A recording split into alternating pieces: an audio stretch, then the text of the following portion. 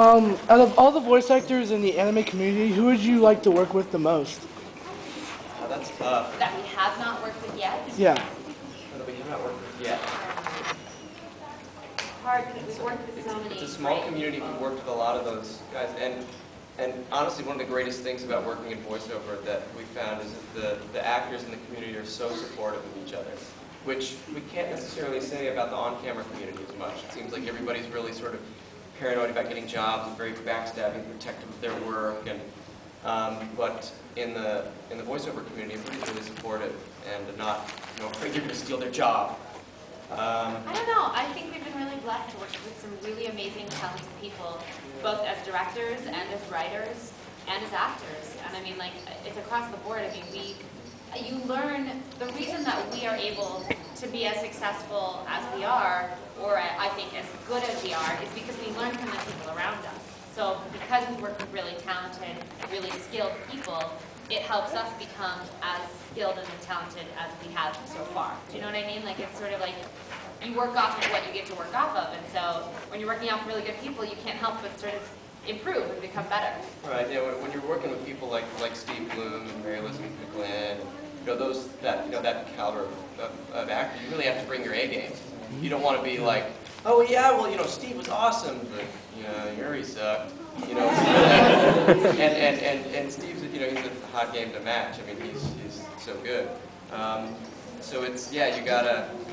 I don't know. I can't think of anybody offhand we haven't worked with. We'd love to work with. Yeah.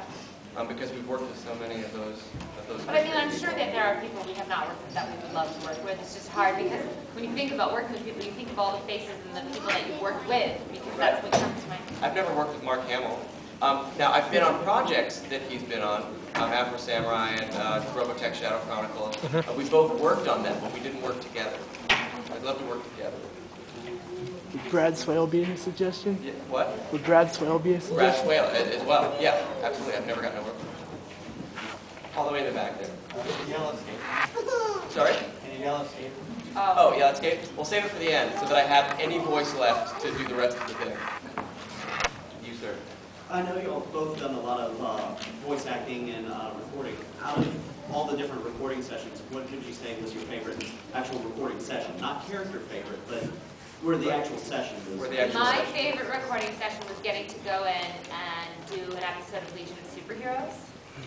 Just because the people in that room are so fun, and you're getting to work, because it's original animation, you're getting to work off of everybody standing around you. And that's just a dream come true, because most of the time, 99% of the time, we're alone by ourselves in a booth. And you have the director and you have the engineer, but you're by yourself with that mic. So it's just so exciting to have another actor in the room with you that you get to work off of, that you get to use the energy off of, and it's really exciting to get to do that. That's a hard question for me to answer. Because a lot of what I really enjoy about the sessions that I work in is going there and the people that I work with. Like going and meeting Will Wheaton and becoming friends with Will. Or going, showing up for a session and Clancy Brown is there. And I'm like, oh my God, it's Clancy Brown. I try to get not all, fanboy and everything. And I try to act all, hey, Clancy, it's good to meet you. What's going on? Yeah, I don't know that you were Lex Luthor. No, I didn't know you were in Highlander. No, that's cool. But I do, But as far as the sessions that, one of the sessions I really remember, we both worked on a project called I Love Bees, which was a sort of this underground marketing thing for the release of Halo 2. So it was all this backstory to the beginning of Halo 2 that you had to sort of find on the internet. And it was an ARG, it was an alternate reality game that went so deep and went on, and we were from minute to minute we were changing things, and it was really it was like going on like a mission, and it got really emotional at times, and it was also a rare opportunity. We got to work with other actors in the room at the same time, and I just remember there was one, it was right near the end of the series. Somebody dies, and we're doing the session in there, and then we all just sort of broke down and started weeping at the end, and we're all hugging each other because it was such a powerful experience. I always remember that. I never thought that would happen. That's really awesome. Yeah. Yes, sir. Yes. Okay.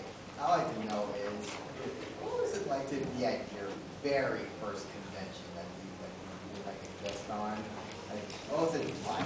What was it like being at our very first convention that we guested at? Yeah, it's really kind of, and I think it's still this way. It's kind of like it's hard to believe. Like it's kind of hard to believe that we're sitting up here and you guys want to ask us questions. Right. Yeah. I mean, it's particularly hard for me because I grew up going to conventions and waiting in line for autographs and buying T-shirts and comic books and stuff ever since I was, since I was a kid. So it is still to this day. I mean, our first convention was about three years ago. And it was in Michigan. It was fairly small, first time convention. But it was still, I mean, like I said, even now, it's really difficult to imagine me being up here because I used to be sitting over there watching, whoever was talking up here. So it's a very odd feeling, but it's an odd, awesome feeling. Yeah, it's great. I mean, it's nice to think that the work that you do means something, or that matters to somebody, or that people admire or respect, or just want to do what you do. Yeah, like it's just. But the important, the sort of the bottom line and the important thing for you guys to remember is we would not be sitting up here if you guys weren't here. Yeah. If you guys didn't come to conventions, if you guys weren't watching the shows, I'd be working for the Japanese government. And I would be pregnant with probably about 12 kids. Right, exactly. And she'd be a neurosurgeon. And I'd be a neurosurgeon. Right. So I'd be like doing brain surgery and like breastfeeding. Which is a whole other show entirely. So I guess that's that's a perfect opportunity to thank you guys because, like I said, we wouldn't be here. So thank you. Yes. Yeah. What are preparing you guys for? Tamari Sasuke. That's kind of obvious. And Sasuke. Nobody ever hits me with Sasu. That's all he's got time for. Think about it. And I didn't mean it in that. Okay, I did mean it in that way. But he's very busy. He's on a mission. He's only got time for himself. Yeah. Did you voice for Derek Styles in Trauma Center? I did voice Derek Styles. Will you say beginning operation or something like that? Okay. Do the hand. See, he got to be a neurosurgeon, and I But I was like, curing yeah, whatever. crazy diseases. Whatever. Okay. Something like, okay, begin the operation now. I don't remember any of the lines from Trauma Center. They were all really sort of weird and medical. Yes. From all the cons you've been guests for, what fans or memories have been standing out most for you? Well, the scariest one.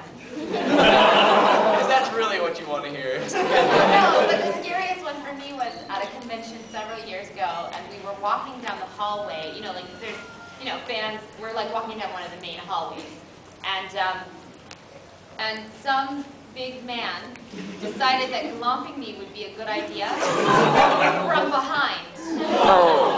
And I was not aware that he was running at me full speed, and he was like a big linebacker dude. Like, Come on, Yuri, mess him up. He was what? Oh no, I said, go on, man. We're going to just take care of him. Oh, he's gonna you're gonna take care of you. Thank you. Yeah. Avenge me. And he took me down. He almost killed me. And so now I'm a little like, when people try to like touch me, it's not that I just did sort of, he hurt me.